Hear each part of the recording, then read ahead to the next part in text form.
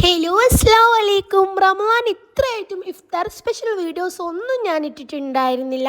അപ്പം ഞാൻ വിചാരിച്ചിരുന്നു എന്തായാലും വീഡിയോ എടുക്കുക. കാരണം എന്താണെന്ന് വെച്ചാൽ പെറ്റച്ഛൻ്റെ വീട്ടിൽ ഞാൻ ഇന്ന് നോമ്പ് തുറക്കാൻ പോകുന്നുണ്ടായിരുന്നു. അപ്പം നമുക്ക് എന്താ സ്പെഷ്യൽ എന്ന് നോക്കിയാലോ.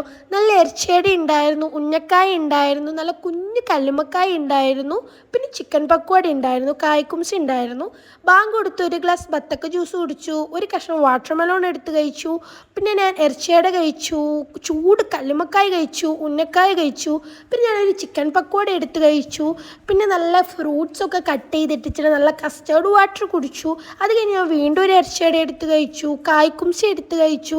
പിന്നെ കുറച്ച് സമയം കഴിഞ്ഞപ്പോൾ പെറ്റു എനിക്ക് നല്ല കഞ്ഞി കൊണ്ട് തന്നു, ചൂടുള്ള ഒരു ഗ്ലാസ് കഞ്ഞി കുടിച്ചിട്ടുണ്ടായിരുന്നു. അത് കഴിഞ്ഞ് നല്ല കാടമുട്ട പുഴുങ്ങിയത് കഴിച്ചു.